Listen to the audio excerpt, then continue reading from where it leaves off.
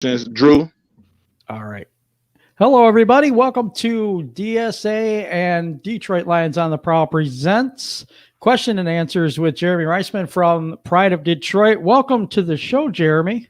Thanks for having me, guys. I'm excited to be here. Yeah, me too. What's up here, Drew? How you doing? You know, I just got that stimulus check. I'm feeling pretty good right now. I'm ready, man. I'm hyped.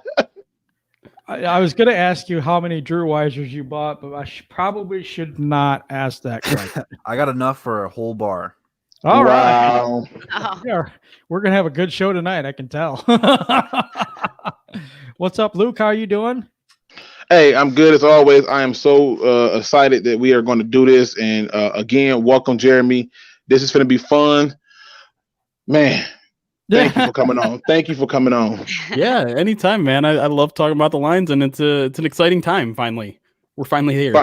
We're at our Super Bowl right now, wouldn't you say? Exactly. That's what the NFL draft is, the Lions Super Bowl. All right, Rachel, how you doing today?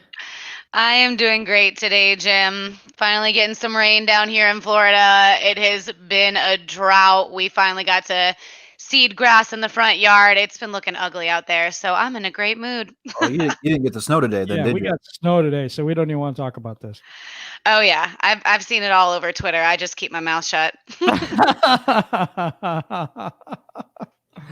All right, let's start this out. Jeremy, we have a bunch of questions for you from me, the panel, everybody else, and then we're going to take questions from the audience or the subscribers. So, great. I'll go with the first one.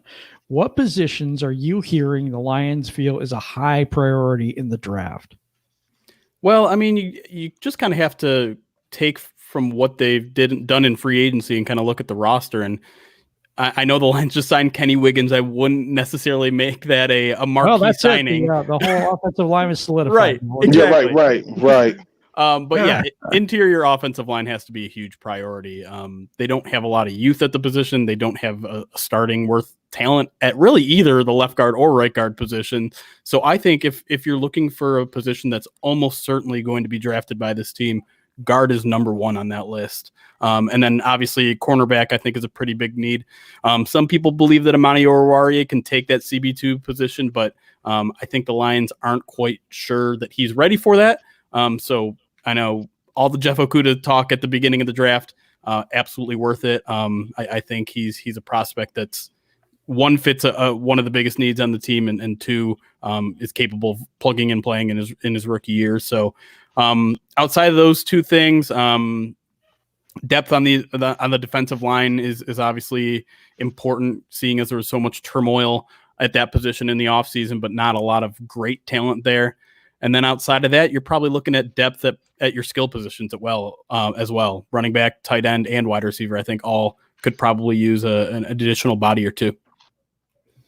Okay. Yeah, though that makes sense to me too. We had a roundtable last night. We were discussing what we thought was some of the biggest things coming into this draft that we would need. And I think offensive line was our biggest biggest. It has to be. It has to be.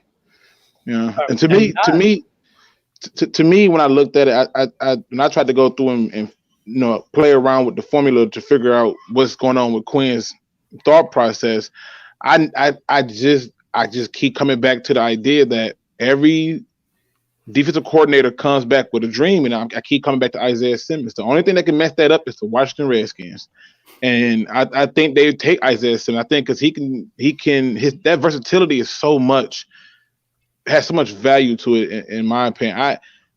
I would be surprised if they went with Okudah. I have, Jeremy, I don't know if you saw a video, but I have had pushback on the idea that he is not a top 10 corner. And I've gave a number of reasons why, but offensive line got to be up there. I mean, and you talked about that too. So I definitely think that's a position that we have to look at in terms of focus for this team. Wiggins ain't going to get it done. That's for sure. I mean, he's great depth because he can play both positions, and we saw that last year. But you make that signing just to be that depth guy, to be that guy that comes off the bench in case of injury. The Lions need a starter, and I'd prefer them to get a starter at both guard positions because I'm not really a Joe Doe believer. We are with you.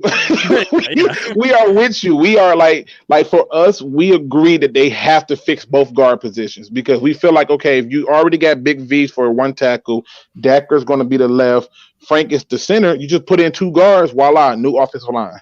And the crazy thing, though, is like this is a team that's identity is supposed to be like hard-nosed running game. Like this is what Matt Patricia wants this team to be, and yet they didn't put any sort of long-term investment into either guard positions, which is insane to me. I don't quite understand it. We're not gonna judge. I don't understand. Yeah, we're not gonna judge. We're gonna go to Drew next. Do you have a question for Jeremy Reisman? I'm very curious to see your standpoint on this because I think that the fan base is really divided on how they feel about Matt Patricia and or Bob Quinn. But what do you think going into this season is going to separate the 2 previous seasons? Because we've got a bad taste in our mouth. We've had some good tastes in our mouth.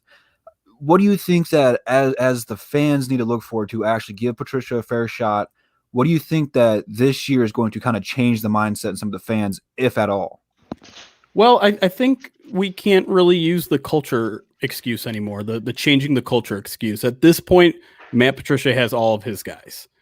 Even with some of the guys that he got rid of this year, it's clear that a guy like Darius Slay may not have been the kind of culture fit that we maybe thought he was. Same with Glover Quinn and same with Quandre Diggs. And unfortunately, a lot of those guys happen to be very talented at football as well. But I think a lot of what Matt Patricia is doing is based on everyone buying in. And I'm not sure everyone was buying in. But at this point, he's had 2.5 years now to build a talent and culture, build up. And at this point, he's got it. He's got some very talented guys on defense. Maybe not a ton of depth there, but talented guys that are familiar with him, guys that came to Detroit and know what to expect out of Matt Patricia. And that if that's not enough, then it never will be. And I'm not here to say like Matt Patricia's doing it all the right ways. It's definitely going to happen or anything like that, but he's out of excuses at this point because he has all of his guys. And that's really where we need to see the improvement, right? With his guys on defense. And now that he has a bunch of guys that are familiar with him, he's got to do it. I love you so much, Jeremy. I love you so much, Jeremy. Jeremy answered the question I have been asking Patricia sympathizers and people who swear up and down that I just bashed this coach. And I'm like, I'm just telling you what I see. And I asked that question, Jeremy, does he have his guys? Because I don't want these excuses going forward. And thank you, Jeremy. That's what I need to know. I needed that. I needed that.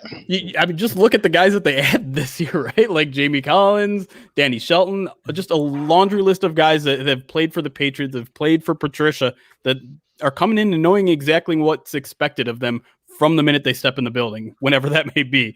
I just think like I don't know what else you can give him the benefit of the doubt for, because he's got everybody. He's just got to turn them into wins now.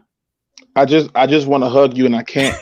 We got to social distance ourselves, but I just want you to know, virtual hug to you, Jeremy. Hey, that you confirm that he got his guys. No more excuses. Yep. Perfect. Virtual hug right back at you. I appreciate it. Social distancing hugs, everybody.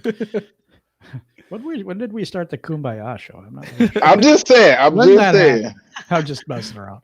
You warned me you were going to disagree with me a bunch, so now I'm a little afraid what's going to happen. The first disagreement is I don't think Jeffrey Okudah would be the pick. That's the first one. I don't think he would be the pick. Fair. Not based on what the formula has been for Bob Quinn.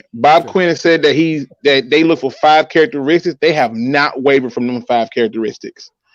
High football IQ, high character people who love football, people who have positional versatility, and the last one, Lord, I'm drawing blank on the last one right now.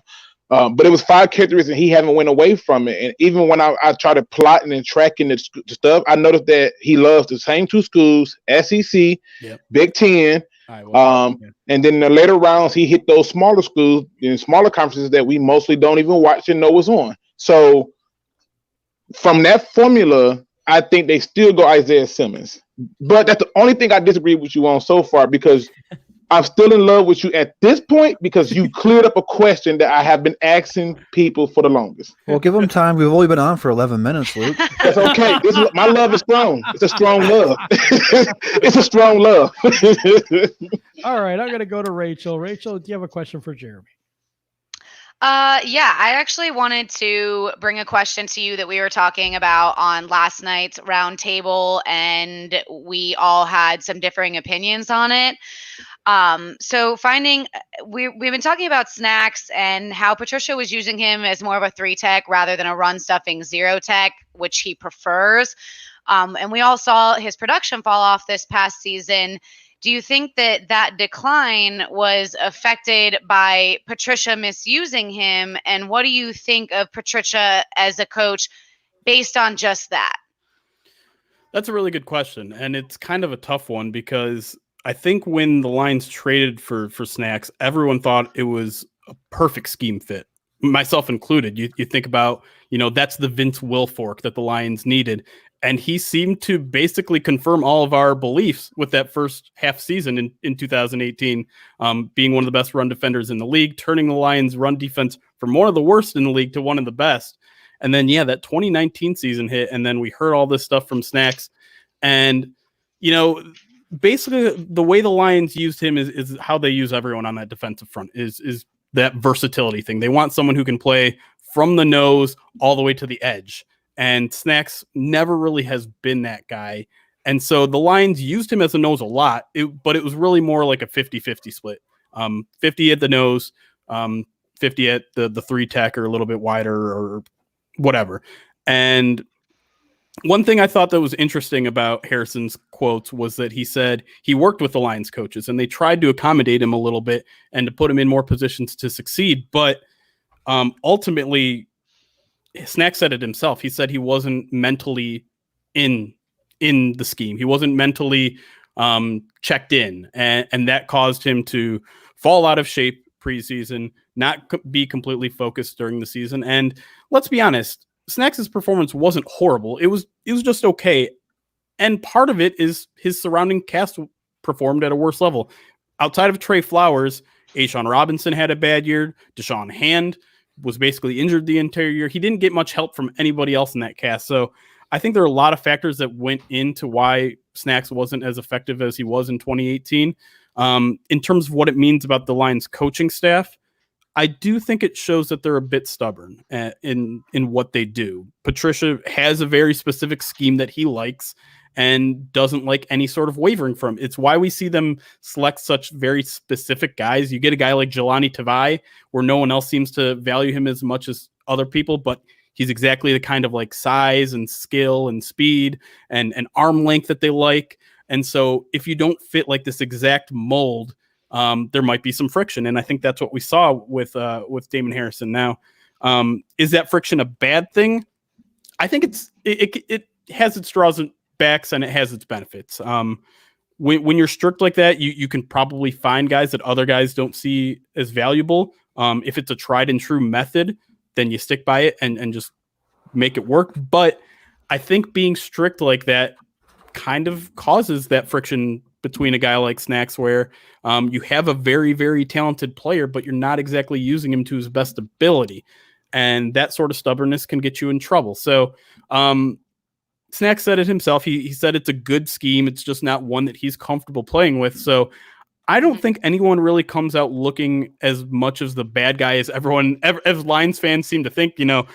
People that have already hated Patricia are like, this is a sign he's horrible. People that, think the Lions culture has been poisoned by people just point to Snacks as another source of that poison.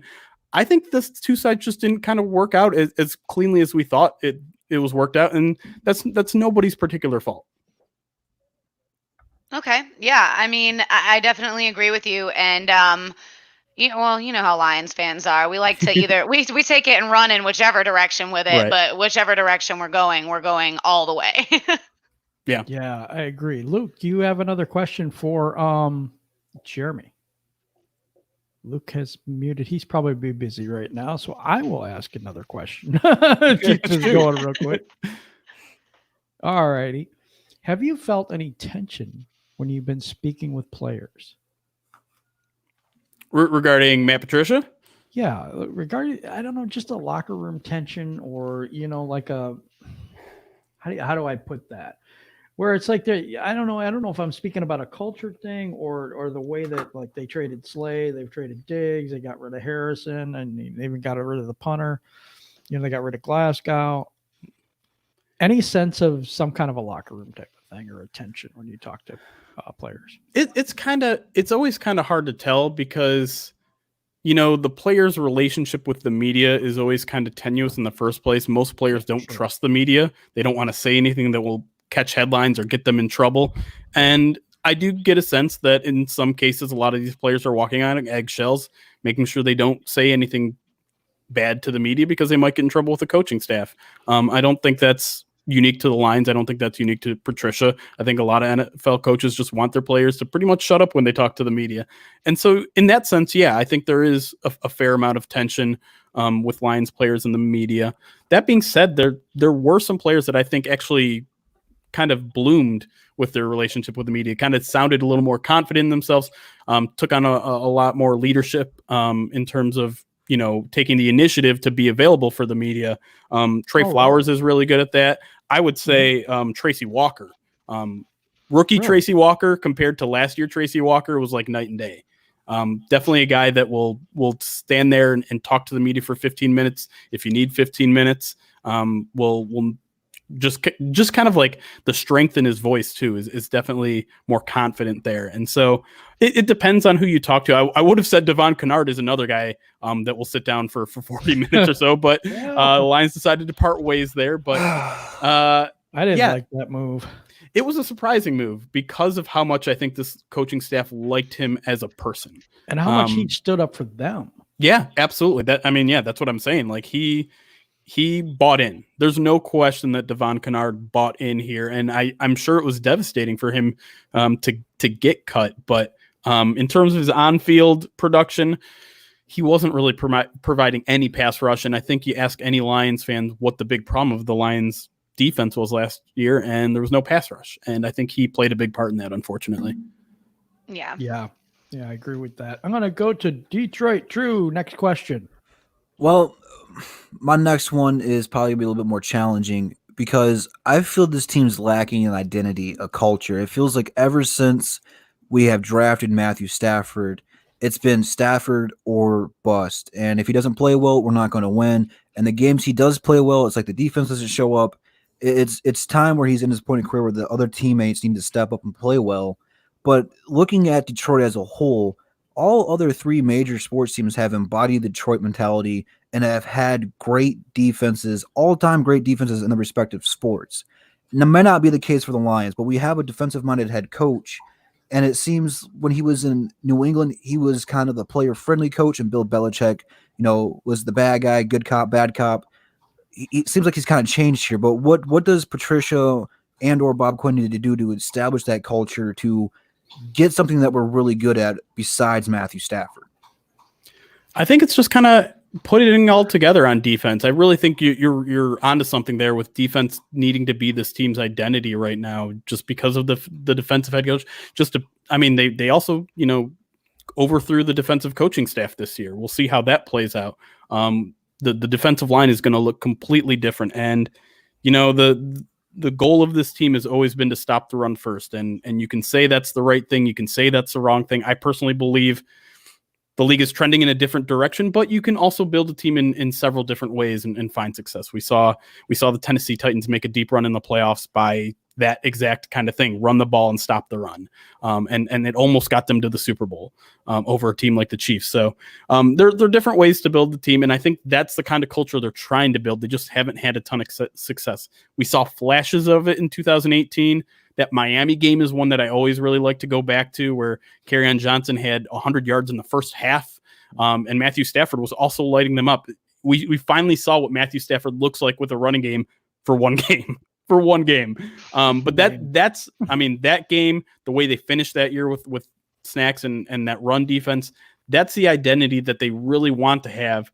The question is, do they have the talent? And right now, I would say it's a mediocre it's a C minus talent roster. but it has the potential to be a lot better. The third overall pick is quite the ammo to improve this team and on a dime. Not only potentially getting a guy that can come in and have an immediate impact and potentially be rookie of the year.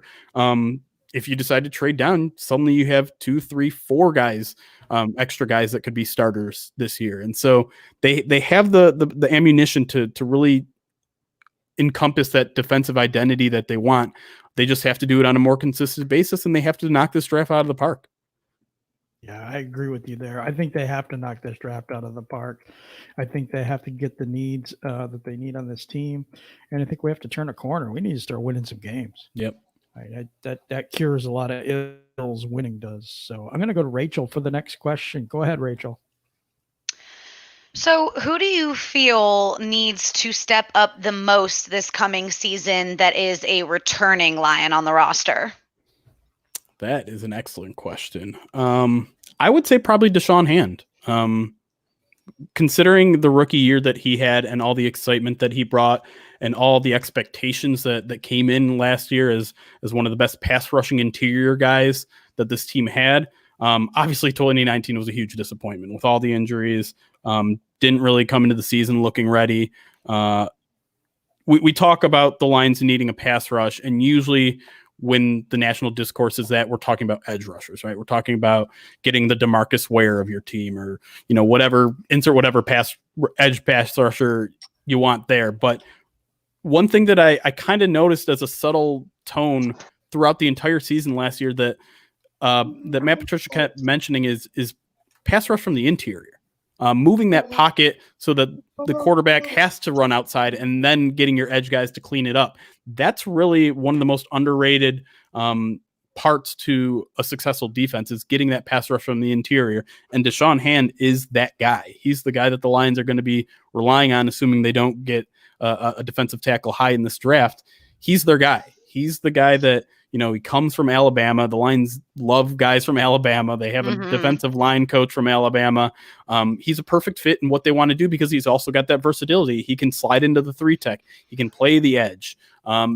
He's the guy that I think the Lions, that kind of was one of the linchpins of why everything fell apart last year. Obviously, Mike Daniels didn't work out as much either. We'll see if they decide to eventually bring him back or not. But I think Deshaun Hand is the guy that they really need to show up and really improve in this third year. Otherwise, we're going to be talking about his fourth year potentially being his last in Detroit.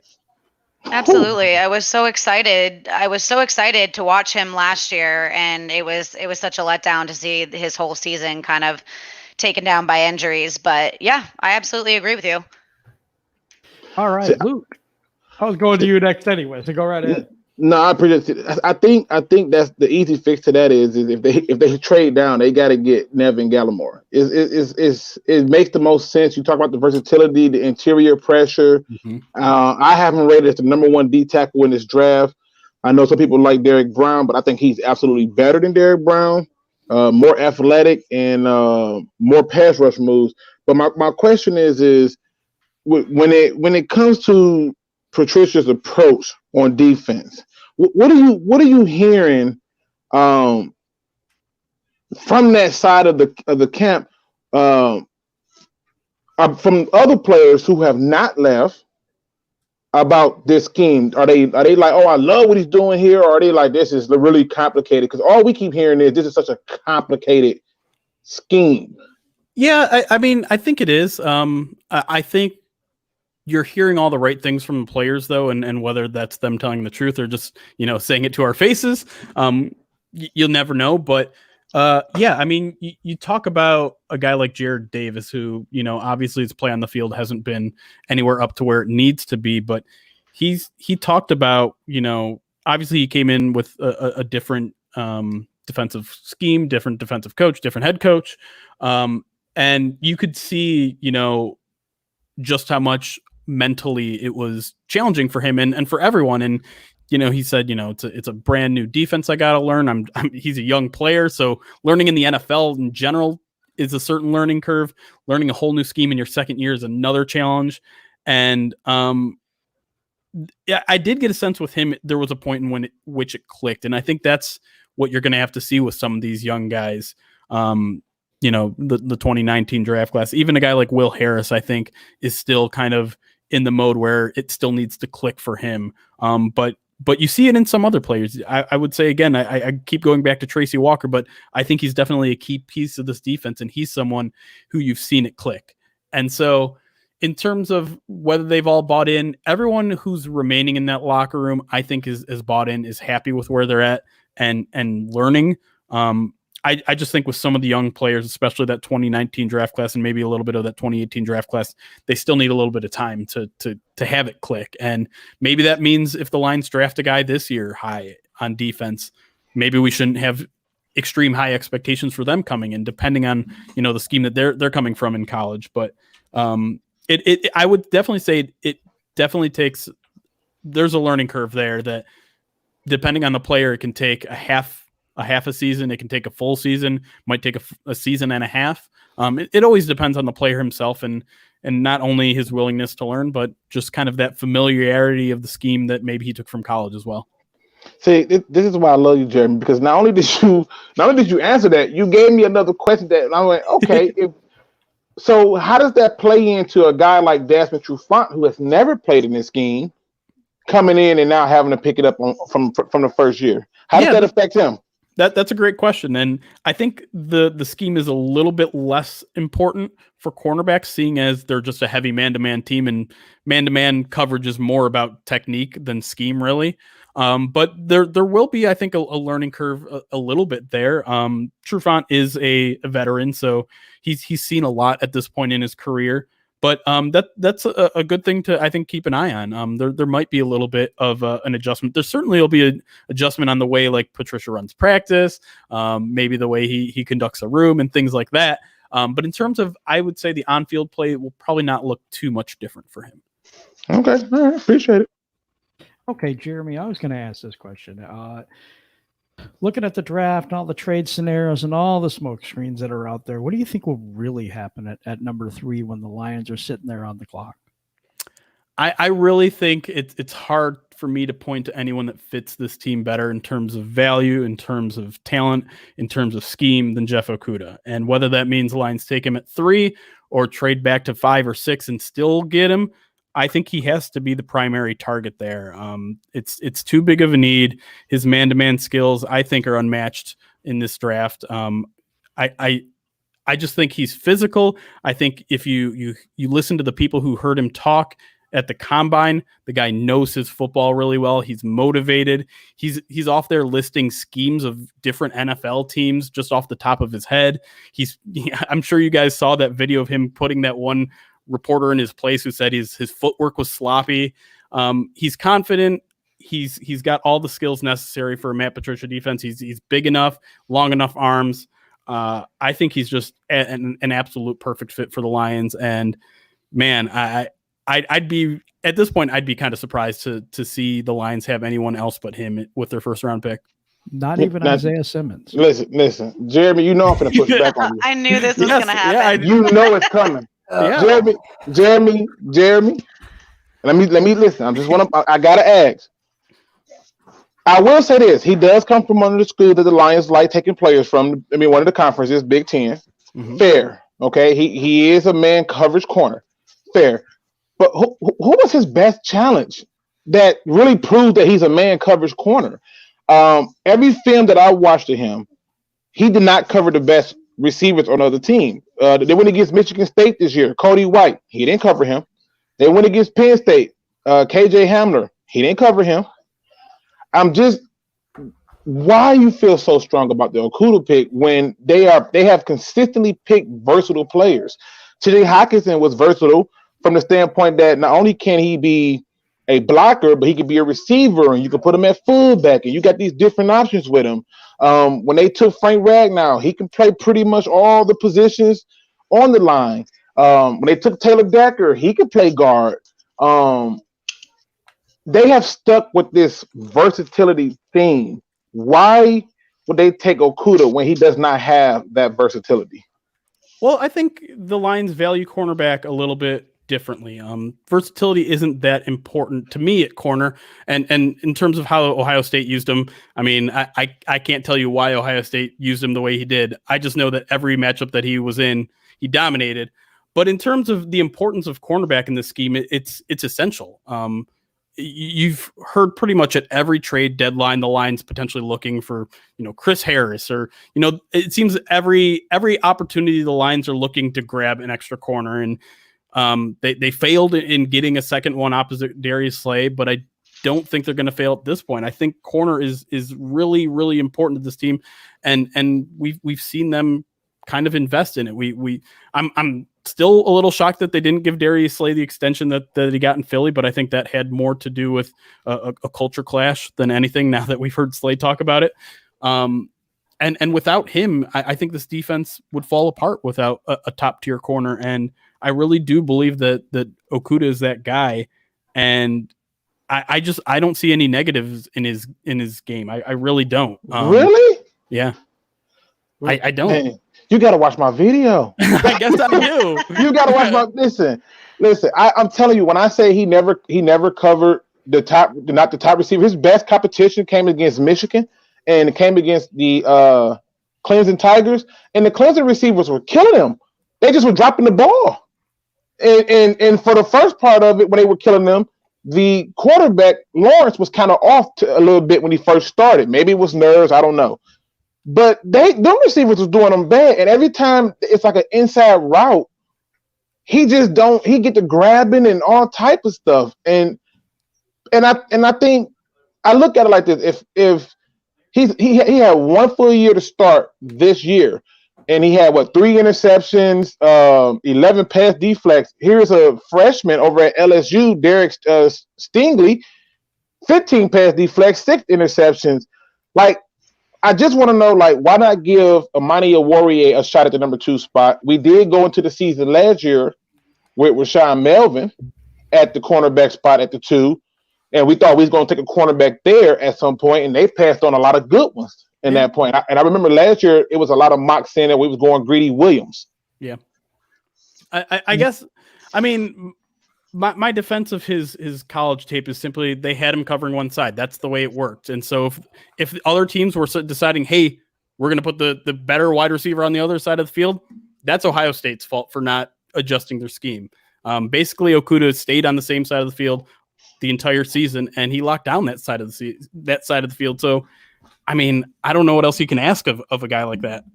Okay, I just want to hear the logic behind it. I believe that they are going to go. I think they're going to go with the versatile player. Yeah. I think that they're going to keep that thing going. I mean, even the people they picked up this year is still showing that versatility. Sure. Jamie Collins can play all the linebacker positions. You can throw him at DN sometimes. Reggie Ragland has played all the linebacker positions.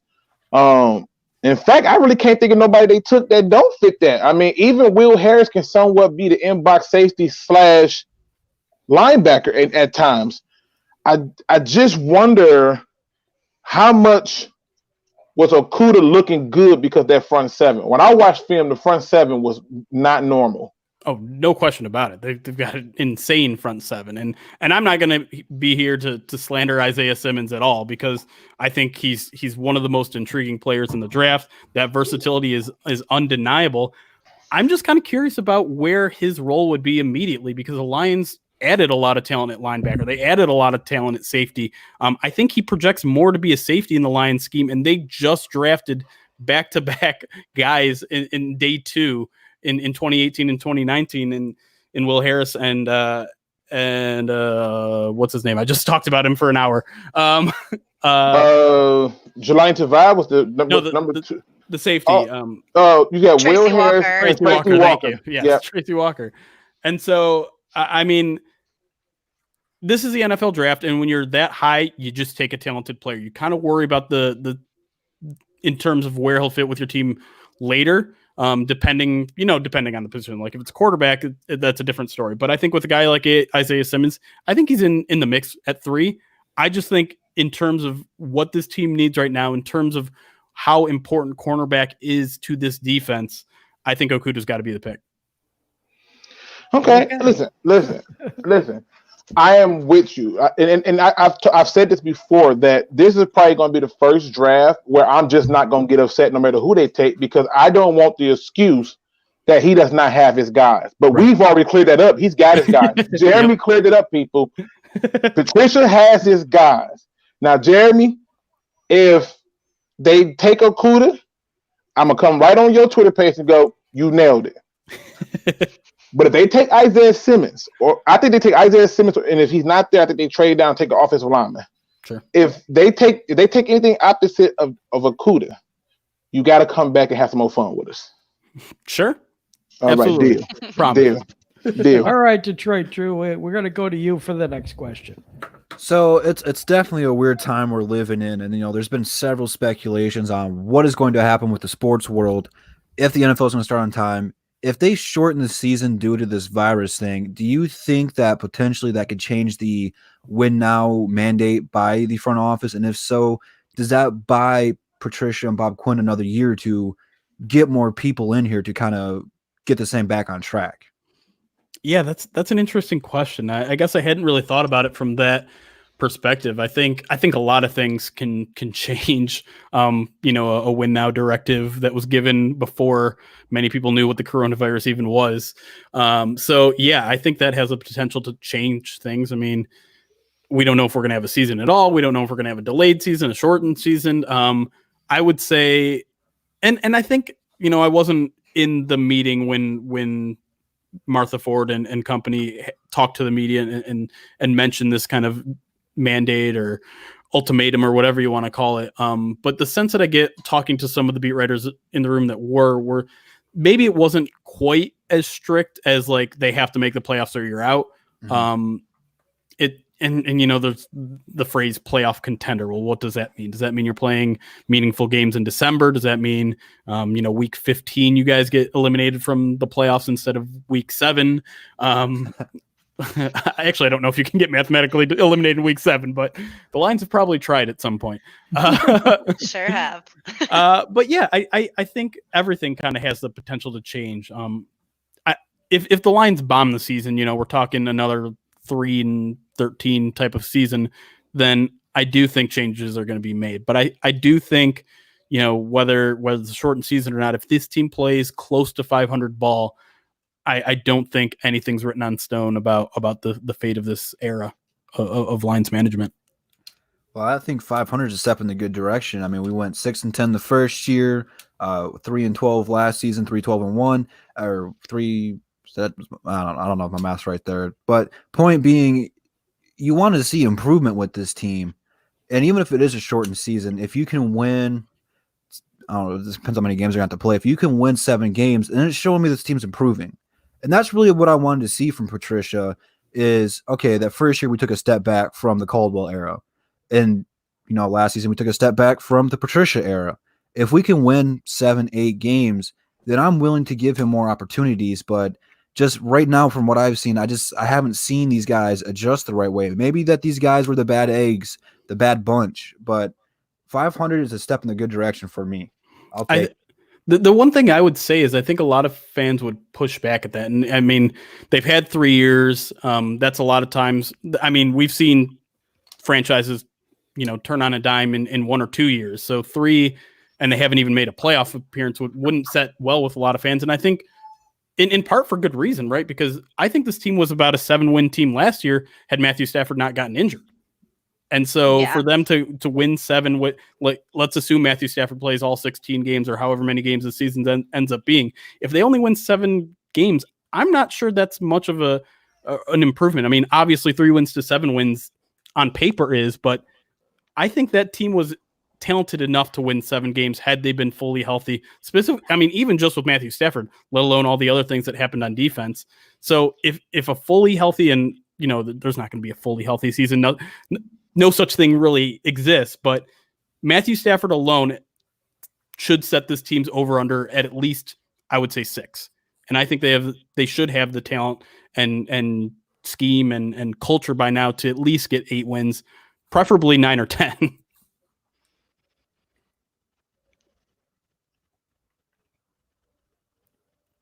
You there, Jim? No.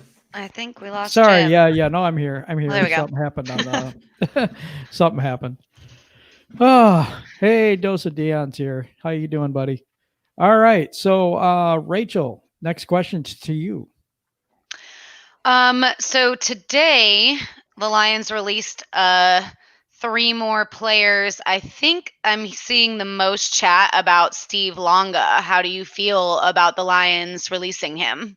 Yeah, that one was a little bit surprising. I mean, you look at the offseason moves that this team has made. They've added a lot of linebackers. They've removed a lot of linebackers. Steve Longa was a guy who probably didn't have much of a future at the linebacker position, but was at times kind of a key component of their special teams. So he was definitely of that trio, I would say, the most surprising of the releases, especially since, you could always wait until the draft plays out to see how it plays out. And maybe, a guy that you thought was going to fall to you ended up falling to you. And now you have an excess of running backs or an excess of safeties. And maybe you want to release one of those positions instead. So it was a little bit surprising to see them make a move, both in terms of the timing and in terms of specifically Steve Longa, just because I think I expected him to be kind of in that conversation of, he was certainly on the roster bubble at this point, but given, the veteran nature, I think he has a fantastic locker room personality. He's one of the most interesting guys in that locker room that you never hear from. But I guess the Lions had different plans. They brought in Reggie Ragland. They brought in Elijah Lee.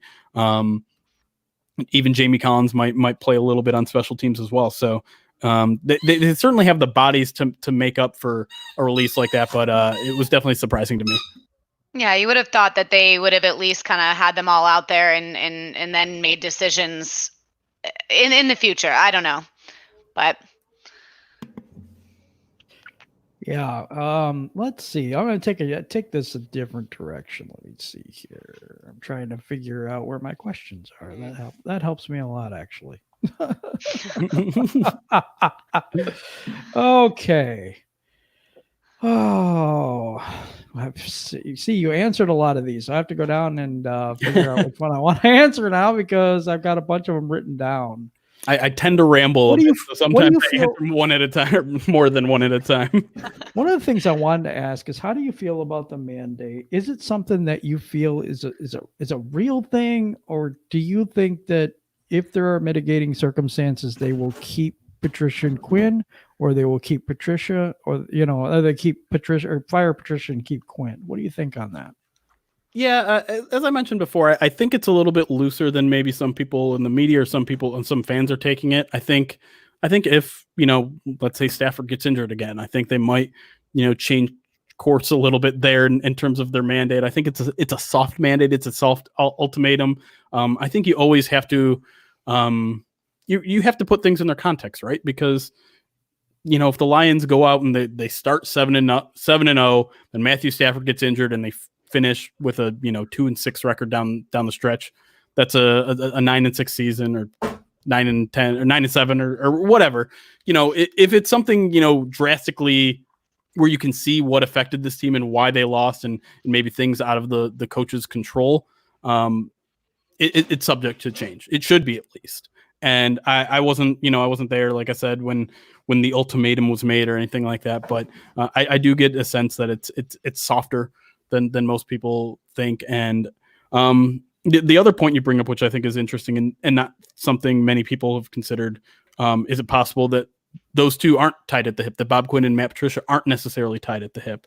And I've actually heard that maybe they aren't. I've heard that, we all assume that they're kind of a package deal. They signed that extension to the same amount of years. But I've heard some rumblings that maybe they aren't so tied to the hip. The question is, does either really deserve to keep their job at this point? Because Matt Patricia certainly hasn't shown us any results, and Bob Quinn, in terms of his drafts, in terms of the free agency period, it's been a mixed bag. There's been some good, there's been some really bad. And so at this point, if 2020 isn't a success, I think you could easily make the case that both of them need to go. But I think they're going to assess them separately. That's interesting. Because I don't hear that a lot either. So I'm going to go to Detroit. Drew again for our next question. Well, we've been throwing you a lot of fastballs, and I think you're playing for the Houston Astros because you know what's coming. So I'm gonna throw you a curveball, man. And this is something that I haven't heard anyone talk about, and I want my answer for this one. What happened to the black uniforms, man? Why do we got these nasty gray uniforms? The black ones, represented as well. Gray. Oh, it's so plain and just so basic. The black ones were sharp, they're snazzy, and the white and blue ones are classic. You can't change those, but where'd the black ones go? I'm such a traditionalist that I hate them both. I hate the black jerseys. I hate the gray. The gray ones look like they're wearing sweatpants out there. Right, I don't like that. But I'm all about the all blue color rush. That was fire. When they played the Steelers at home that one time in the all blue, I was all for that. So I'd say get rid of the all blacks, get rid of the all grays, go with your traditional, gray and silver home. I love the away, the white jerseys, blue pants. And then for your color rush, your special event games, all blue. See, I was going to go black jersey, probably black helmet, and then keep the blue pants. That's usually what I do on Madden because it looks sharp and it pops. But too many bad memories, man. I'm not a fashion police. Too many bad memories in those black jerseys, man. I feel you. Okay, we're going to go to Rachel next. So I actually was thinking of this question a couple weeks ago for the roundtable and completely forgot to ask. Darius Slay is obviously familiar with Jeff Okudah. They talk. He's even gone as far as to say that the Lions need to pick Jeff Okudah. But do you think that Slay might have put a bad taste in Okudah's mouth? I mean, not that he has necessarily the choice of where he's going to go, but do you think that there could be some bad blood there? Maybe. I mean, they've almost certainly talked about it, right? They've probably talked about Matt Patricia and his style of coaching, which obviously wasn't Darius Slay's favorite. I don't think that necessarily means that Okudah's going to come in with a really negative attitude and be very cynical about it. I think Okudah knows it's his job to perform, and if he doesn't perform, then he won't be in the league very long. So if Okudah comes to Detroit, he'll have some preconceived notions about what it means to play for Matt Patricia, and maybe he won't have the most positive view of him. But Slay also said himself, things had cooled over, things had kind of healed a bit since that incident in Matt Patricia's first year. So I do think he'd give him a chance. His job depends on it. It would look very bad for a rookie to come in and clash with a head coach right away. Those are the kind of things that would not only ruin your job here, but permanently. You'd be labeled as this uncoachable guy and things like that. So if Okudah's smart, and by all means that I've seen, that I've heard reports on, he is a very smart guy. I would expect him to come into Detroit if he gets drafted by the Lions and come in with a fairly open mind and ready to sit there and work. Yeah, and I guess that's part of the mental aspect of the game. You're there to play, so you got to kind of put any preconceived notions to the side and do that. Yeah, absolutely. I mean, listen, that question that Rachel got me to thinking about two questions. One, like how much, what are the odds if we do take anybody, I don't care who it is, in that first round, that they re-sign after their rookie contract?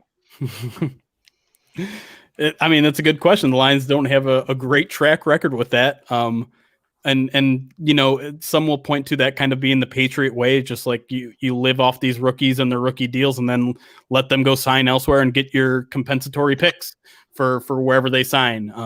That's the kind of it seems like the kind of approach they took with Graham Glasgow, which is still one of the most puzzling things they did this offseason, was let him walk. But yeah, I think that's a question that's worth asking. We have seen them re-sign some guys that of all people. Christian Jones was the guy who got an extension. Joe Dahl got an extension. Certainly not the guys you'd expect. And then one of the guys they also gave an extension to, Quandre Diggs, they ended up trading a few months later. So it's been kind of hard to grasp exactly what their strategy is with extending players, whether they are willing to pay a lot for some guys, because they bring in a guy like Halapuli Vaitai and hand him a huge deal. Hey, bravo to you for that. Yeah, wow. I could not say his name. I could not say his name. I definitely have spent some of my quarantine days just looking in the mirror and saying his name over and over again. Hey, Big V. I'm sticking with Big V. That simple. But yeah, going back to my original point, I just like it's hard to tell what this team's strategy is with building a long-term team in terms of their young talent. Do they want them to stick around? Because we've seen them let a lot of guys walk, and the extensions are kind of few and far between. So whoever the Lions do draft this year, hopefully in 4 years around, hopefully this whole group of coaches and managers are still together. The Lions are being successful, and they can maybe consider extending them, but who knows at this point. Yeah, it just made me wonder, because I started going through when she asked the question, I'm like, God, have we really capped our people? I feel like we let them walk out the door. But the other part is, and we talked about this on the roundtable yesterday, which was how much of this negative stigma of this team supposedly being dysfunctional is playing into what's missing out on free agents and draft picks. I don't think it affects the draft that much because players don't really have too much of an opinion there. I do think it has a little bit of effect on free agency. We've heard some players say that I think it was Richard Sherman mentioned he didn't seem like he wanted to play for Matt Patricia, but it's my belief that not every coach is going to have some people that like their methods. Every coach is going to have someone that hate them. Your job as head coach is to be as accommodating as possible. Has Matt Patricia been as accommodating as possible? Probably not.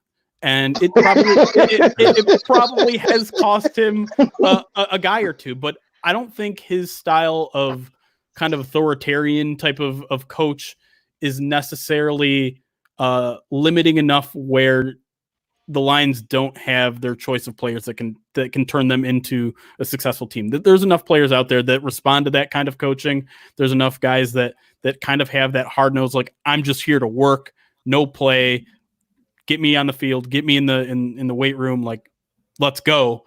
I think there's enough of those guys around the NFL that would see Matt Patricia and his style of coaching and be like, yeah, that's fine, let's do it. Okay, listen, Jeremy, we still good. I just want you to know because everything that I've been asking the subscribers and people who follow us and follow, which for one, let's get those likes up, people. We got over 55 people in the chat, 25 likes. We got to get to 100%. We got on Jeremy Reisman, head editor of Pride of Detroit.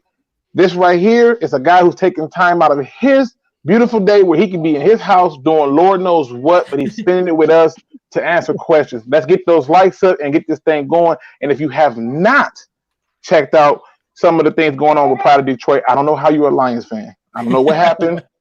It's just not possible. Hey, thanks. Yeah, appreciate it. I'm gonna go one more round with the table here, and that was well done, round table. Right, I see you did that. I wish you. And one more round of questions from us, and then we're gonna go to questions from the subscribers out there. So I'm gonna go to Drew first. So I like to do what if scenarios, kind of how my channel is built around. So I want to see what your thoughts would be, because I think Washington's still kind of an unknown of who they're going to be taking at number 2, or if they're trading down or whatever. But say they don't, say they stay there. It's pretty safe to say that, we all know who Cincinnati's taking. But let's say Washington's going to go ahead and take that offensive lineman that we have heard so much about. That leaves Chase Young, Simmons, Okudah, and even Tua all available at 3. If any of those 4 players are still there at 3, or all of them, do you think we're taking one of those 4 players, or do you think we're still trying to trade down? That presents kind of a really interesting scenario, and one that I don't think I've personally worked out what I would want in my head, because it's that close to me. I think Chase Young is a generational talent. I think he's a guy that can change a team from having no pass rush to having all the pass rush immediately. And so my temptation right away is to just take him. Just forget playing around, forget loading up on draft picks. Just go ahead, get the talented guy, and just go let him ball out. But there's also part of me that has seen enough drafts to know that there's no such thing as a sure thing in the NFL draft. There's no such thing. Even if you do all the research, even if he passes all the character tests, he knocks out his tests, his medicals, everything, there's always a chance something goes wrong.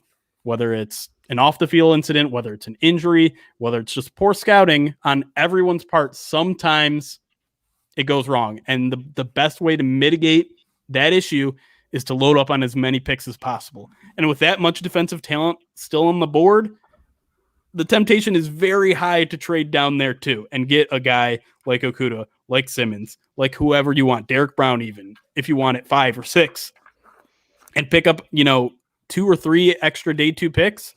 Yeah, I'm totally down on that too. So I know that's kind of a wishy-washy both sides answer, but I'm kind of pulled in both directions here because there's not really a wrong answer. If the board falls that way, I think I'm perfectly fine with either side. I can't complain, man. I don't think the Lions can screw this up, but at the end of the day, we're still the Lions. So famous last words. That's okay. Well, let's go to Luke now. What do you got for your question? This question might be a little bit hard for him, and I'm not trying to make it hard, but what has been the worst signing for you this season from the Lions? For me, it's Danny Amendola. I'm having a hard time with this $6 million for Danny Amendola, and I know we're going to still draft a wide receiver, and I don't understand why. If you could have just a receiver heavy draft, why the 6? I mean, what's the worst signing for you? For me, the one I think is the riskiest and the one that shouldn't really affect what the Lions are going to do in the draft is Nick Williams, the defensive tackle that they signed from the Bears. He's a guy that basically did not have an NFL career until 2019. He didn't really do much for the Bears. He was floundering, and I think in 2017 he was completely out of football. He didn't have a job, and it didn't have to do with injuries or anything. And then he just kind of comes out and balls out last year. And let's put that into context too. He's on a Bears defensive front that's full of a lot of talent. He had a lot of help around him. And so he comes to Detroit now at 30 years old, completely different scheme, not nearly as much talent. And the Lions gave him a 2-year, $10 million deal. That to me is kind of risky. As a guy who I don't think is going to come in and be the guy that maybe they thought Mike Daniels was going to be last year. He's a bit of a pass rusher, but he only really has 1 year of success under his belt, and he's 30. And so that was kind of a head scratcher for me. And I'm hoping the Lions aren't looking back and being like, well, I think we're set defensive tackle now. Let's move on. They need someone else. They need someone else there.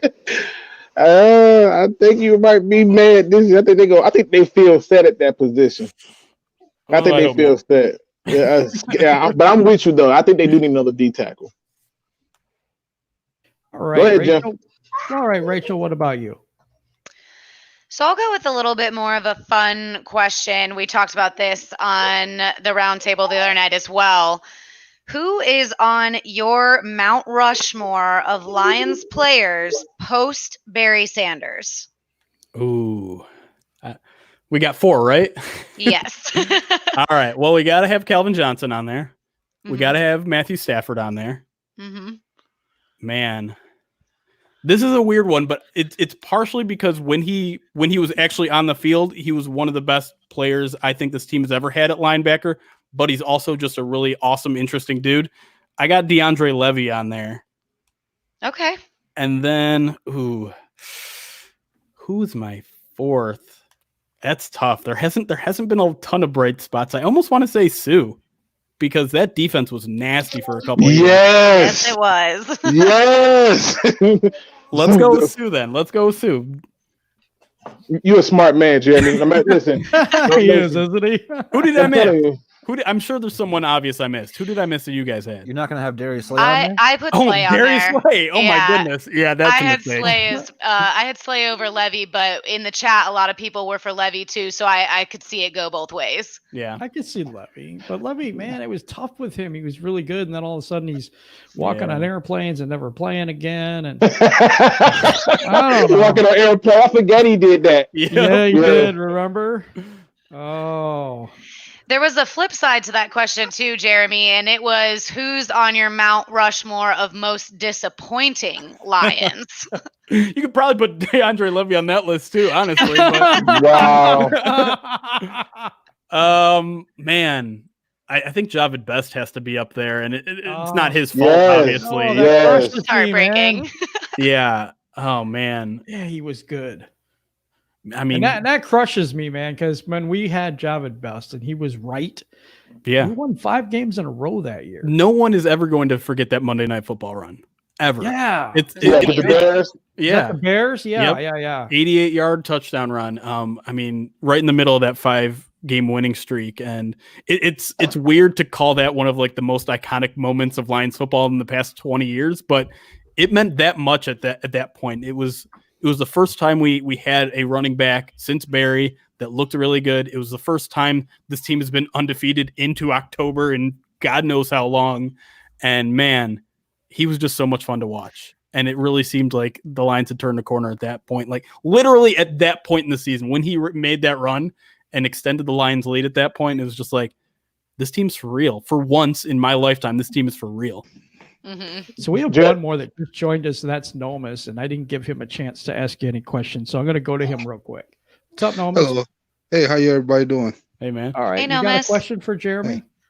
Yes, I would like to know from your personal experience. I don't know if you answered the question already, but what was your best pick you felt was for the free agency this year? What was the best signing to you? I think it's Jamie Collins. He's kind of a pivotal guy on this defense now, in that he can play any of those linebacker positions, whether it's, the position that Devon Kennard was playing on the edge, whether it's an off-ball linebacker. He's actually a guy that can cover in the linebacking crew, which is something you really can't say for any other linebacker on this team right now. So you can put him on a tight end, you can drop him into zone coverage. I know he hasn't been the most successful guy outside of New England, but this is as close to his New England as he's going to get outside of Foxborough. And he's a veteran too.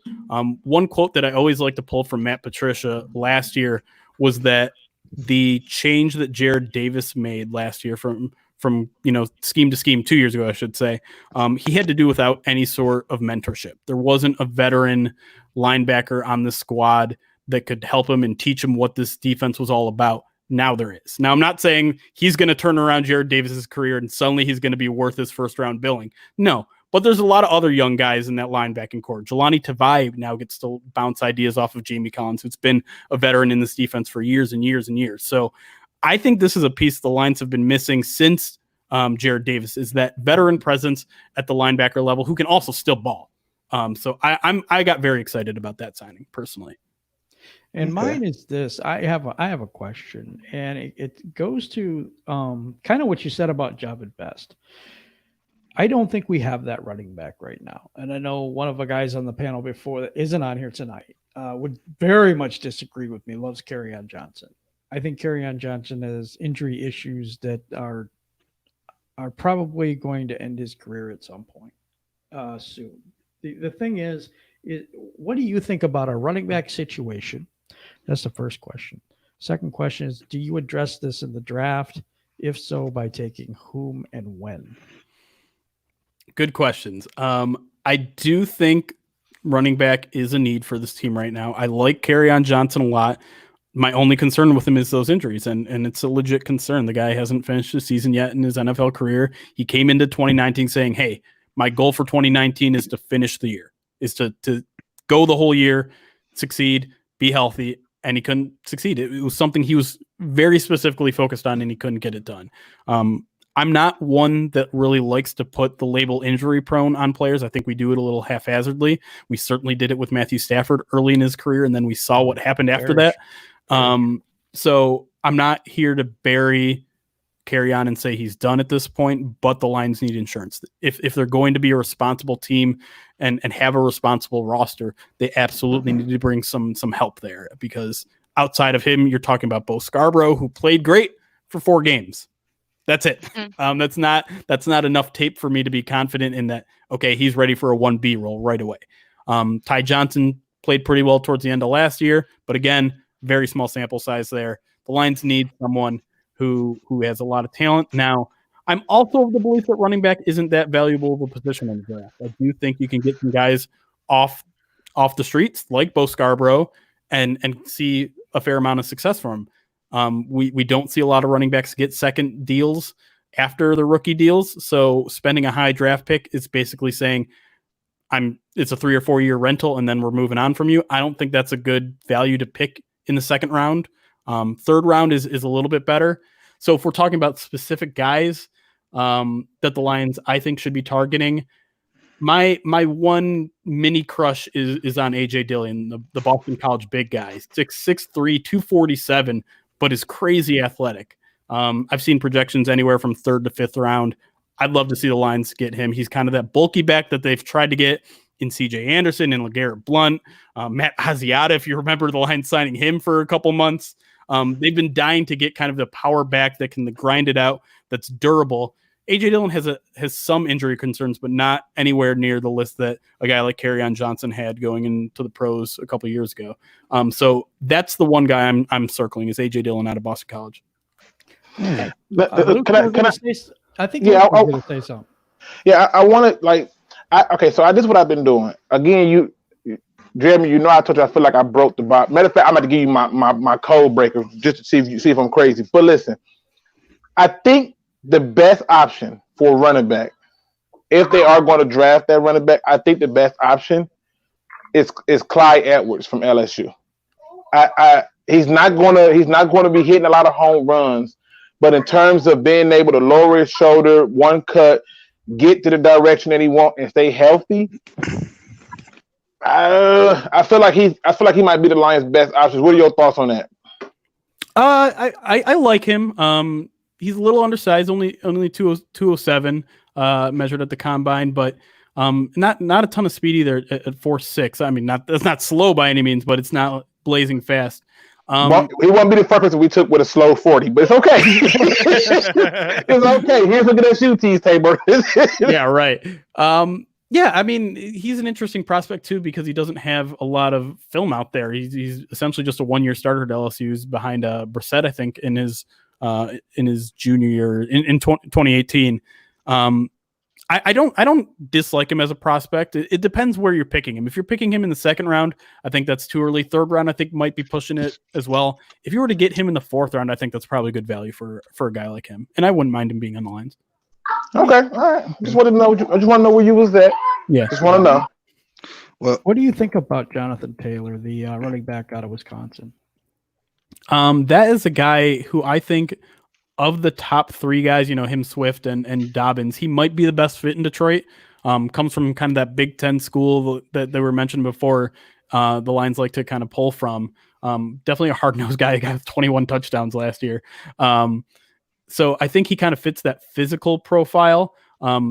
Obviously, the one drawback that I think everyone mentions when they bring up his name is the fumbles. And we've seen 18. the line. Yeah, 18 fumbles. Yeah, he lost 15. It's definitely a concern. We've seen the line. I mean, Amir Abdullah is a guy who came in with some fumble concerns and 24. Yeah. He lost 15. Just saying, to put it out there. Yeah. We saw it manifest itself a little bit. I don't think it's the reason why Amir Abdullah failed in Detroit, but it certainly didn't help. And so it's something you have to think about, since I'm of the belief that you don't take a running back in the top 50 of the NFL draft, and he's a guy that might go there. I wouldn't pick him in the second round. I certainly wouldn't pick him with the Lions' 35th overall pick, but we're closer to having a conversation with their 3rd round pick or maybe their second, 3rd round pick. I think that's where I would start considering taking him. Okay.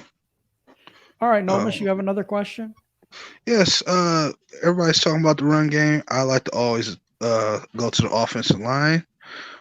To that, I ask you, where are your concerns with the line, and what moves do you think we'll make in the draft concerning the offensive line? Will we go 1st round, 3rd round? Are you confident that they're going to address that issue? I feel pretty confident they're going to draft at least one interior guy. The question that's kind of interesting to bring up is whether they're going to address the tackle position, because obviously they signed Vaitai. Sorry, I'm only going to say his name once. But what they do at left tackle is still kind of up in the air, right? Because Taylor Decker's entering his final year, and the Lions haven't really given any indication whether they're going to extend him or not. I get the feeling that they will. But I probably had that feeling about Graham Glasgow about this time last year too. So I'm willing to admit that I don't know. So I think tackle is potentially in the conversation if the Lions trade out of that number 3 spot and some of the defensive guys aren't there at 5 or 6 or 7 or 8 or wherever they trade down to. But I do think guard is really the position that this team intends to focus on, because like I said, this team is a run first, wants to be kind of maybe not run first identity, but they want the running game to be a big part of their offensive equation, and they can't do that with the guards that they currently have. So whether that means getting a center like Ruiz out of Michigan and converting him to guard, the guy has experience at right guard as well, or drafting one of the top guys at a pure guard position. Problem is it isn't really a great class of guards and centers, and so maybe they wait a little longer to the 3rd or 4th round because the value isn't there early at guard. Maybe they go with one of the top centers, or a name. Lloyd Cushenberry is a guy that a lot of people throw around out of LSU. He's probably a 2nd or 3rd round guy.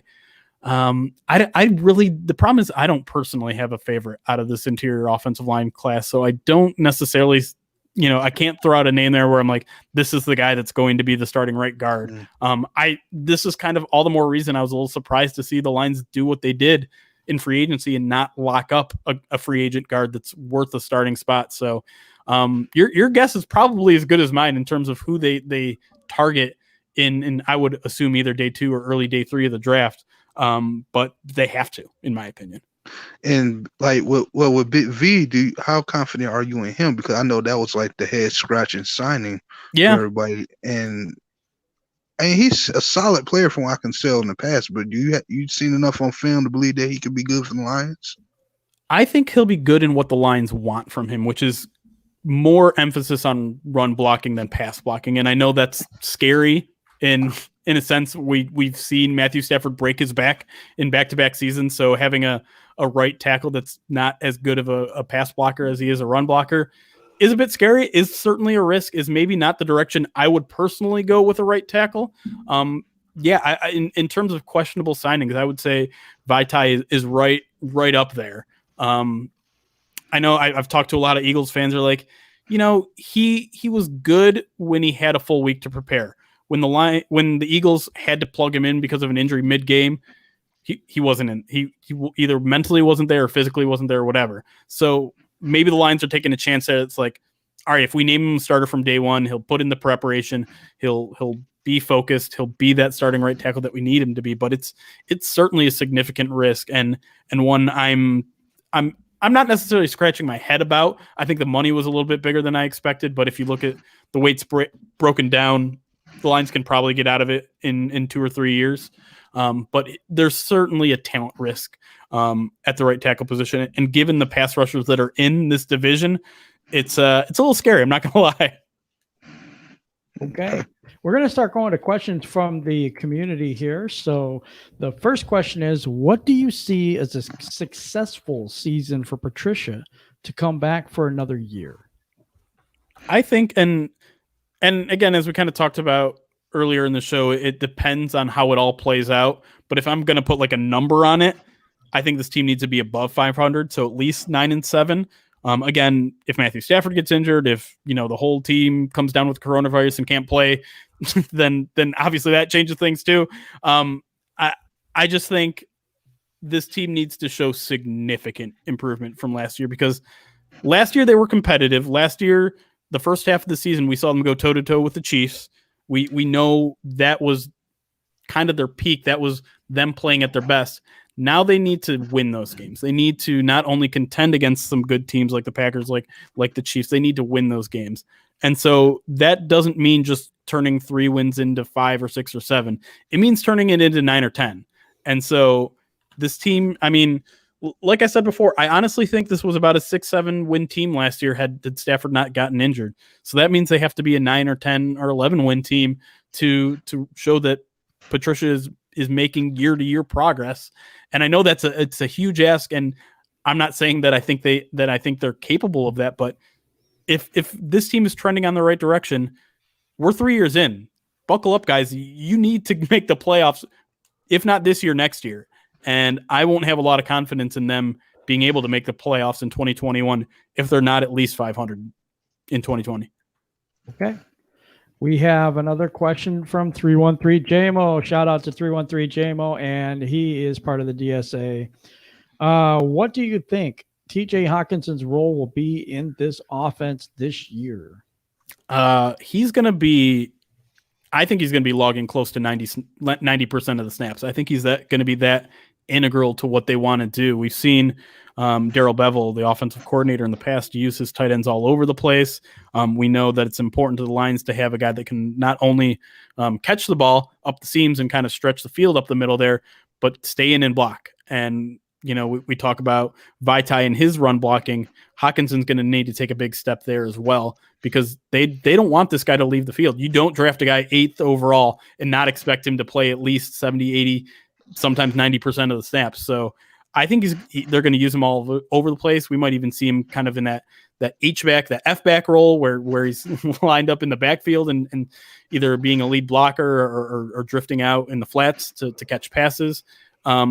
This guy's a weapon, and we saw a little bit of it in training camp. We saw it a little bit at the start of the year, and then it faded away, and then he had the unfortunate injury. But I think this team has extremely high expectations for him, and that means using him in as many opportunities as they can.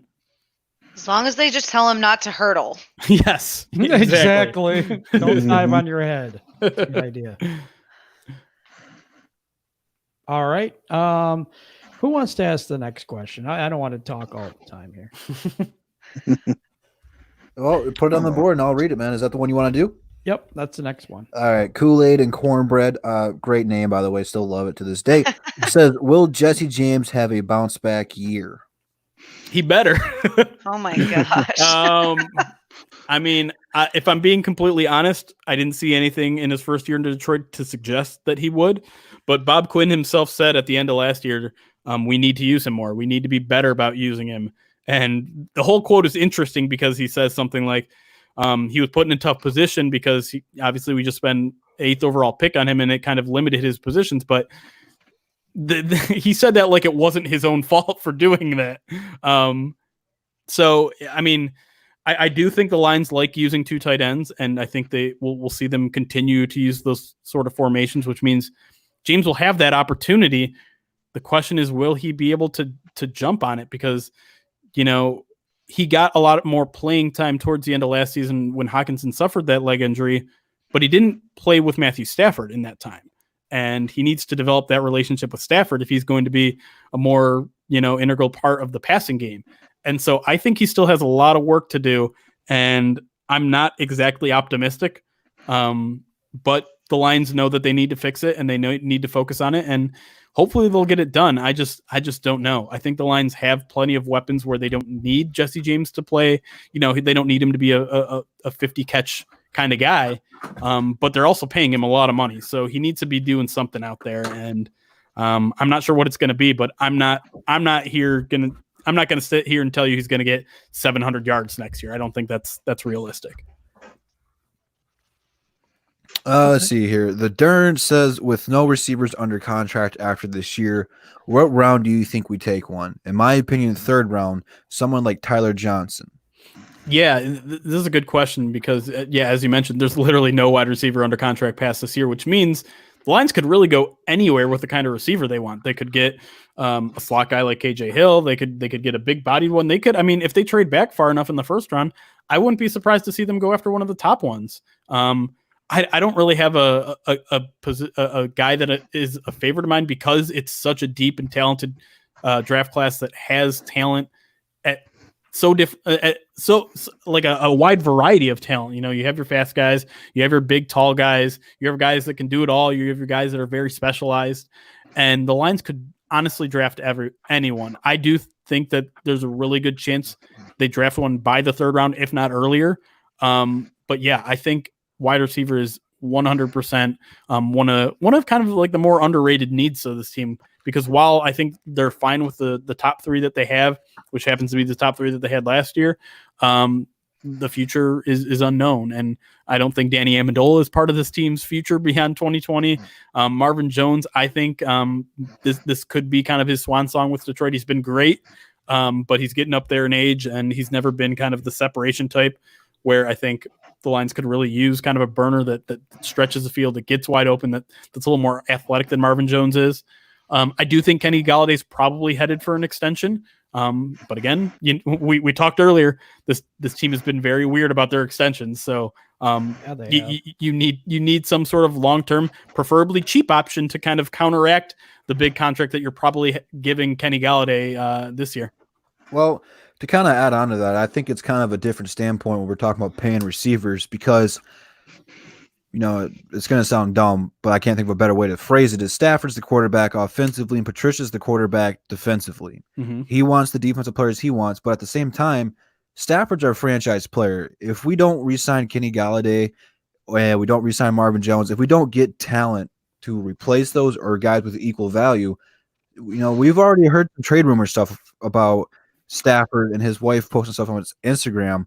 If he starts losing more receivers like that, because Kenny's going to be good for years to come, I think we should go ahead and extend him. Don't want to pay him he's not DeAndre Hopkins type money in that category of receiver, but he's a solid player, man. He's a top 10 receiver in the league. If you don't sign him back and you don't get someone to equal value, if not better, we don't know where Stafford's going to be, and you can't afford to have Stafford not happy right now. That's true. No question. Exactly true. I got one here from JMO. Let me go into that one real quick. What is the Lions' biggest need, and what area do they need to improve the most in order to make the playoffs or win the division, which they've never done? They've never won the NFC North. Yeah, I think the answer might be the same, and it's guard. It's interior offensive line. Yeah. You look across some of the defensive linemen that they have to deal with in this division. Akeem Hicks. I was going to say Linval Joseph, but he's not on the Vikings anymore. They're basically, the Packers had a ton of the talent last year with the Smiths brothers, even though they're not brothers. The main thing is the Lions are in a division full of very talented defensive lines, and their offensive line does not appear to be a strength right now. It appears to be, they're set in 3 spots, but those guard positions are huge vulnerabilities. They're vulnerabilities to establish that running game that we talked about. They're vulnerabilities to keep Matthew Stafford upright. And while obviously this team has the most room to improve defense on defense, if this offense is going to kind of keep the trajectory that they were going in before Stafford's injury last year, they're going to need some guards. And like I said before, it could even be 2. Right guard has to be the priority, but left guard is not far behind it in terms of what they need. And, I'm the one philosophical thing that I'm 100% in line with this regime is that you build from the trenches out. And the Lions still, we're year 5 or year 4 into Bob Quinn, and we're still building in those trenches. We're still trying to figure it out. But they absolutely have to finish the job, and they haven't finished the job yet on the offensive line there. Ghost Gunner asks, what one player for each team in the teams of the other divisions, so the Bears, Packers, and Vikings, obviously, do you not want them to draft? Like an example would be Antoine Winfield Jr. to the Bears would be scary. Ooh, that is a tough question. Yeah. My first thought is I don't want the Bears to come up and go get Joe Burrow. Yeah, exactly. Right. No quarterback. But yeah, where do the Packers need to improve most? Probably receivers. Yeah. So if they were to, if somehow Henry Ruggs were to fall to them, or they were to come up and get one of those CeeDee Lamb, Jerry Jeudy, any of those guys, I think that would be scary. You never want to give Aaron Rodgers another weapon. even though he can occasionally make weapons out of guys that you've never heard of. I think that's scary. And then in terms of the Vikings, I think anytime they draft a defensive lineman, I'm always afraid, like, what do they see that I didn't see? What, this guy's about to ball out. This guy's about to be amazing, and they could use some defensive talent. So, if they were to somehow come up against Chase Young, the good thing about it is that Minnesota does not have, well, they have 2 first-round picks now that they traded away Diggs, but outside of those picks, they don't have a lot of draft capital. So if they were to somehow get Epinesa or Gross Matos or Clayvon Chason, I think that would be a little bit scary. But the good thing I think about Minnesota in the offseason that they're having is that they've been really cap strapped. And I think they've lost a lot of talent on that defense. And I think they're due for a huge regression. And whatever they do in the draft, they're probably going to be heavily relying upon rookies. And that's never really a good formula to kind of bounce back in a year. Maybe it's good long-term. Maybe the Vikings kind of reload a year or two from now, but I think they're kind of in line for some regression this year. And I don't know if one player is going to change that. Okay. Good answer to a rough question. I mean, it was. It'd have been easy for me. Like, I'm with you on no quarterback for the Bears. Vikings, I don't want to see no killer receiver. I don't care who it is, just no killer receiver. I want it to be Adam Thielen by himself, and they figure out the rest for themselves. And for the Packers, I don't want them to get a real tight end. That terrifies me. Good news is there isn't one. Yeah. So, hey, just in case, I don't want that. But go ahead, Jim. Okay. I was going to have the next question. Anybody on the panel have a question yet? I think we got one more. I do. So obviously, we've been talking about the draft a lot. And we all feel the same, that they need to have offensive line help. We all feel like at some point that they have to do more trenches work. And I just want to know from your standpoint, what are you really hearing from the other writers and the other people who are in this sphere, that the Lions are really just like they like this player? What is that player that they're talking about in that sphere that you're hearing a lot that they just love? Man, it's a tough question to answer because the Lions are so notoriously tight-lipped right now that they're really not tipping their hand at all in terms of both what they're going to do with that 3rd overall pick and anything beyond that. The best I can do is just kind of like put puzzle pieces together and see the players that they like, see the kind of fits that this draft class has for them. In terms of offensive line, I've honestly just not heard that much, and it's hard to really put pieces together. And like I said, there really isn't a guy that I'm that much in love with.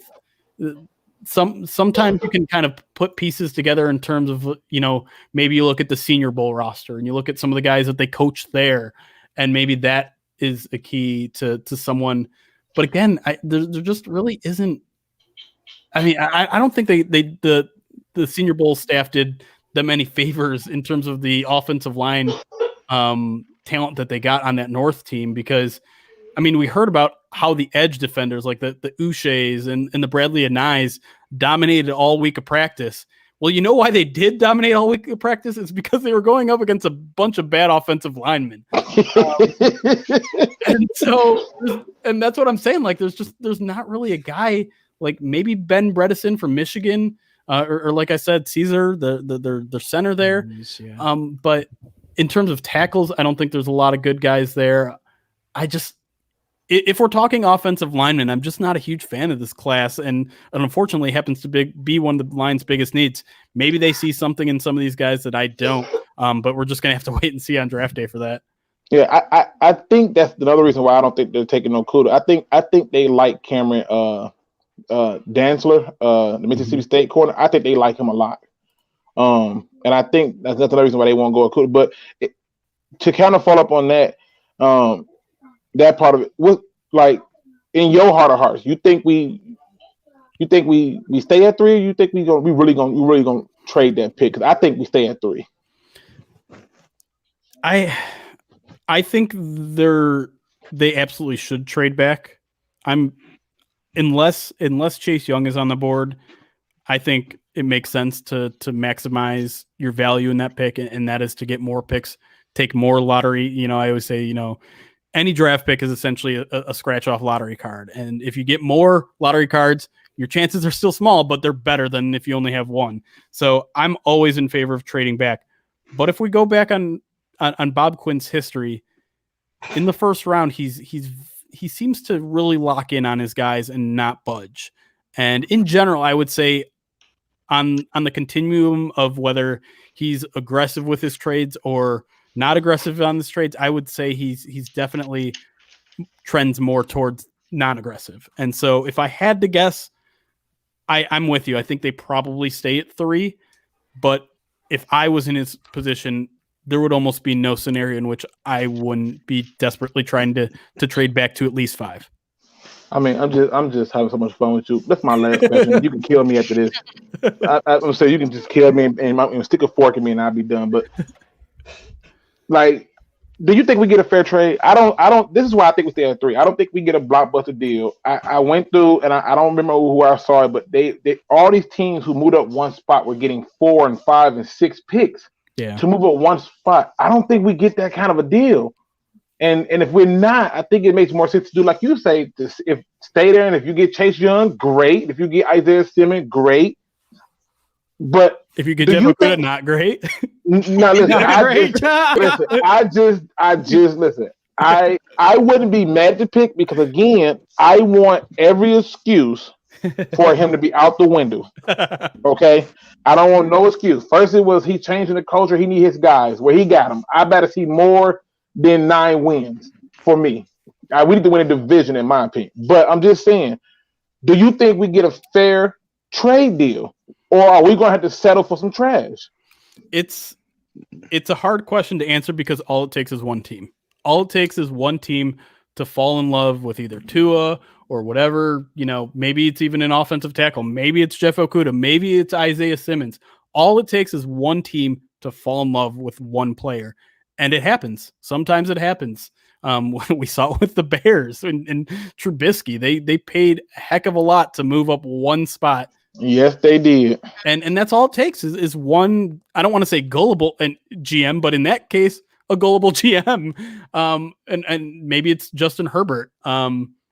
And I want, the funny thing is a lot of times I sit and I watch the Bears make a trade like that. And I'm like, why couldn't have that been the year that the Lions had a high draft pick and traded out of it and gotten a bounty for it? And now they're finally in that position. And I'm kind of in the same position of you where I'm like doubting it. I'm like, no, it's not going to happen. This is the Lions. They're not going to get a bounty, but I think it's possible. I really do. And it's not helping that, all this medical stuff with Tua is complicated by teams not being able to meet him and not give him a personal physical. But, you could also kind of spin that in a positive way and saying, well, if there's that many questions about Tua, that makes Justin Herbert or Jordan Love, more valuable because they have less questions about that. And suddenly the quarterback position is a little more scarce once you get to pick 3 or 4 or 5. And so, there are a lot of ways this can go. I think there's an opportunity for the Lions to get a haul, whether one team falls in love. I mean, there's been so many rumors coming out of Miami that I don't know what to believe anymore. And, you look at a team like Jacksonville or anyone in that top 10 that's still quarterback needy. And like I said, it just takes one. So personally, I'm taking it, even if it's a high day 2 pick and that's it. Because I think that's still a valuable, I mean, if the Lions if the choice is between Okudah and a second round pick, you're taking that second round pick, obviously, as well. But yeah, I think if you're Bob Quinn, you basically stay in that phone as long as you can when you're on the clock and just wait for the deals to come in and hopefully you get a bountiful. But, I'm not expecting, like, I think it was Gil Brandt out there is like, I'm asking for Miami's all 3 of their first round picks. I don't think that's happening. I don't, as much as I would love that to happen, that's not happening.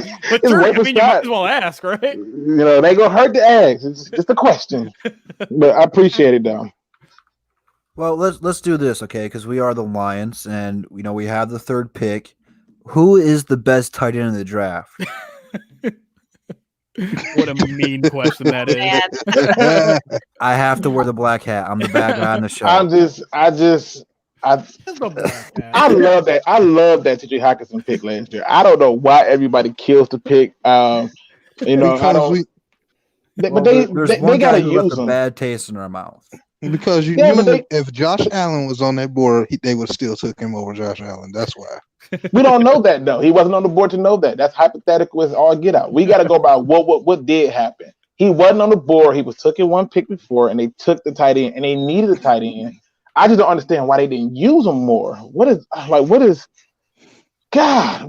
on with the tight end usage? I mean, was it 92 targets to Danny Amendola, and between 2 or 3 tight ends, they didn't even get 92 targets. How's that possible?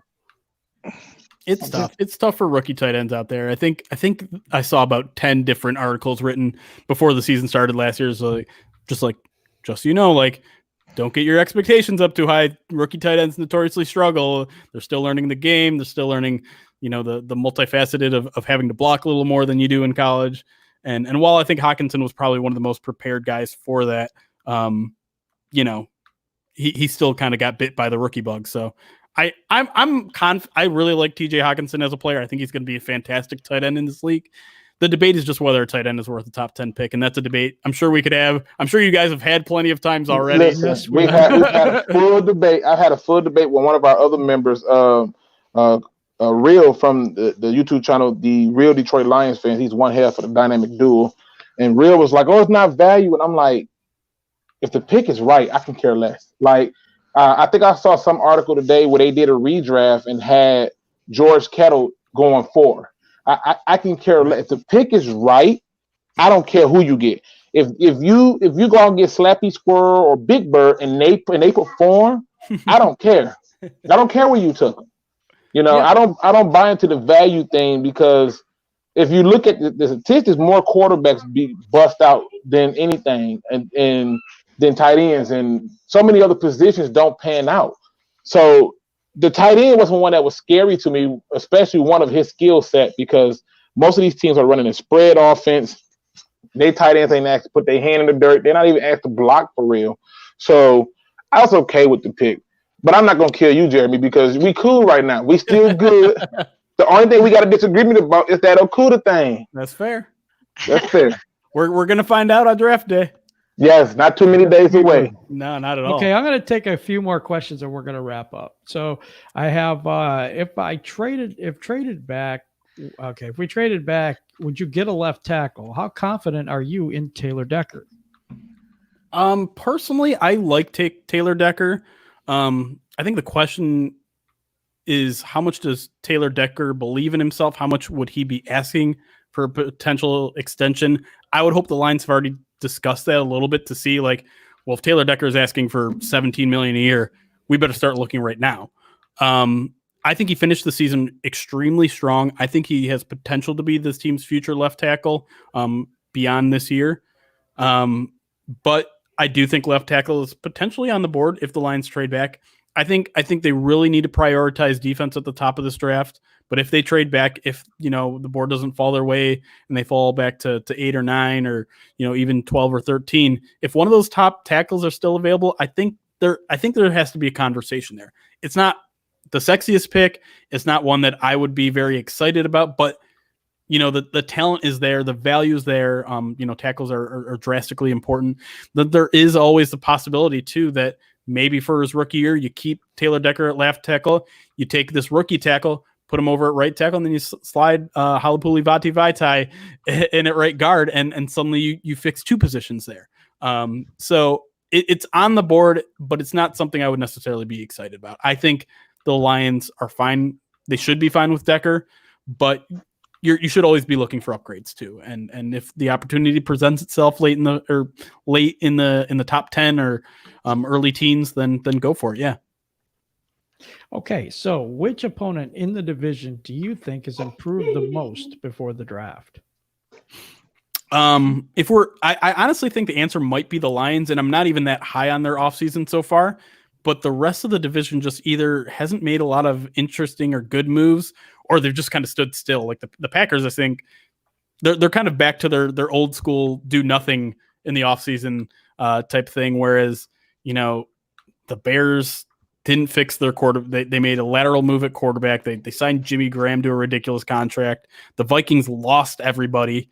I would say if the Lions aren't part of, you said which opponent in the division. So, I guess I'd say the Packers just for kind of standing still a little bit because I think the Bears did not allocate their money smartly. And like I said, I think the Vikings significantly regressed, especially on defense. So probably the Packers, but they didn't really improve that much either.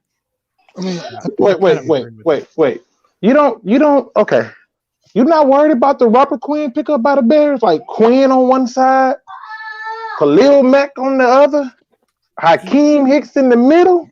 Yeah, I mean, but that defensive line has always been good, and I'm not taking anything away from Robert Quinn. I just think that was already their strength, right? And so now I think it remains a big strength of that team. But where's this team's identity elsewhere?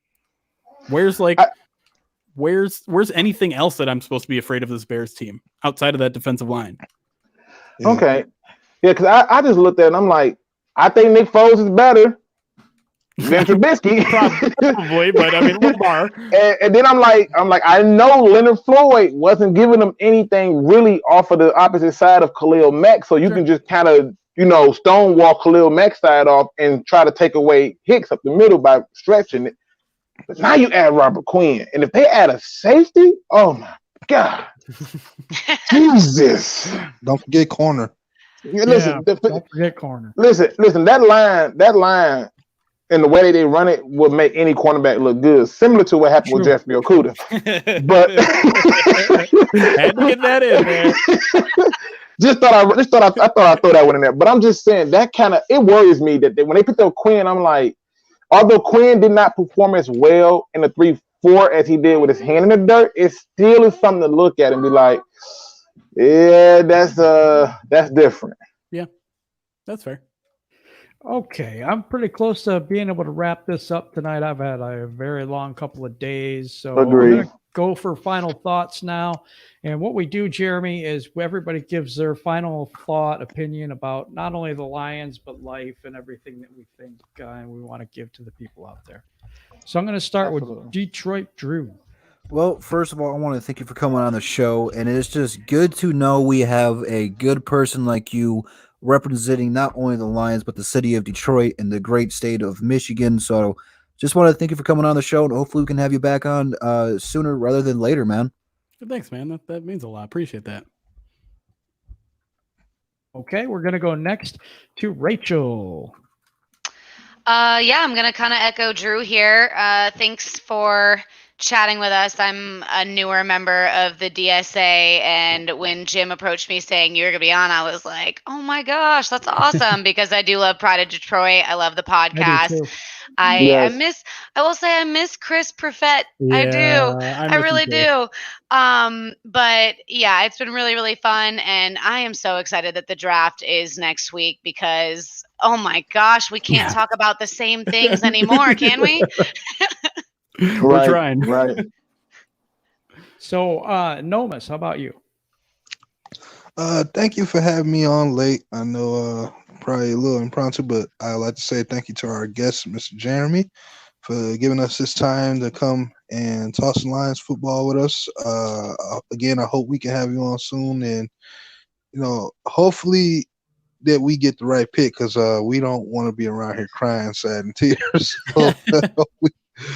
So I'll keep looking on your Twitter feeds for updates, and God bless everybody on the panel in the chat.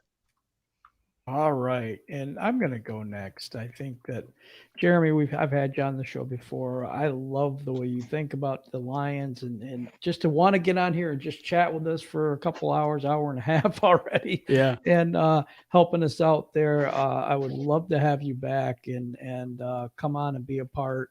and do this again with us. But for everyone out there, I wanted to say this. I want to say I know that we're going through a lot of hard times, and with things that are going on right now in our world, and the possibility that we don't have any other sports to deal with, and all the things that we have to do for this virus that's going around, whatnot. So I just wanted to say to everybody that we're trying to do this so you have something to entertain yourselves with, to have something to keep our minds off of everything, and to get our minds in a better place. And what better way to talk about our Detroit Lions? And I really appreciate everybody in the chat. I appreciate my brothers and sisters here at the DSA. I appreciate you, Jeremy, for taking the time. Yes. And next I'm going to go to you, Jeremy. I want you to give your final thoughts tonight. Sure. Yeah. I just want to show my appreciation for you guys. There's a reason why I'm totally fine going 45 minutes over wherever we're at, is because honestly, like, this is such a cool environment where everyone on this panel, I can tell, knows their stuff. Everyone here is passionate, but more importantly, you're all very respectful. We can disagree on certain people. We can disagree on certain things, and you have respect that you're showing for me. You understand my opinion. You don't trash me. In this time, I don't have a lot of interaction with anyone outside of my staff. And when I do, it's on Twitter. And we know how toxic the internet can be at times. It's Twitter. So bad. Exactly. So just like having this haven for 2 hours where I can talk to someone that I don't necessarily agree with and hear other opinions, because, we all tend to be in a little bit of a bubble, right? We only follow people on Twitter that we like and tend to agree with. And so just having this opportunity to talk to someone different, almost have like a face-to-face conversation, even though I'm not in that physical space, is valuable to me. I really enjoyed my 2 hours here, and I definitely will be back. That's great. You can come back anytime. I know that made my day. Just the fact that he said he'll come back made my day. I even came up with that makeshift back because I wanted him back so bad. But he already wanted to come back. But don't even worry about the back. You already said you're coming back. I believe you're a man of your word. I'm happy about that. Okay, so deal. It was so happy. I was so excited when they said you was coming on, and I'm happy that you're here. Yes, this is the best thing about doing sports. Being able to agree to disagree and do it respectfully is a huge thing. And to kind of piggyback off of the sentiments of everybody here, we just appreciate you for coming on. And I know you got a hard job, especially trying to break codes on people who are tight-lipped. But I got some codes for you. Hit me up. I'm willing to share my findings, and we can definitely do that. But to kind of just back off of what Jim just said, I always have to end the show in a positive way. And today's positive quote comes from one of my favorite people of all time. He's an icon, people. He's somebody that you know, and if you don't know, you're going to find out about him. Yes, that's correct. Today's positive quote comes from one Mr. Sesame Street's Big Bird. That's right, I said it. Big Bird. What in the world? That's right. Big Bird? Who doesn't know? He said he was coming back, man. Don't ruin it. I'm not. Fair enough. But today's positive message comes from one Mr. Big Bird, who says that bad days happens to everyone, but when one happens to you, just do your best and never let a bad day make you feel bad about yourself. Which means that right now we are in bad times, as Jim pointed out, and we are restricted in so many ways. But do not let that be the moment to define you or set you back. Rise above it. Find time to do something new that you didn't do before. Catch up on those TV shows that you want to catch up on. Start a project that you didn't think you were going to start. Whatever it is, do not find yourself within yourself feeling down about the moment. Be happy about that moment. And as always, ladies and gentlemen, make sure you definitely check out Pride of Detroit. Definitely hit that like and subscribe button for the DSA. And as always, don't be no chump. Please do your research. Man, we're out, guys.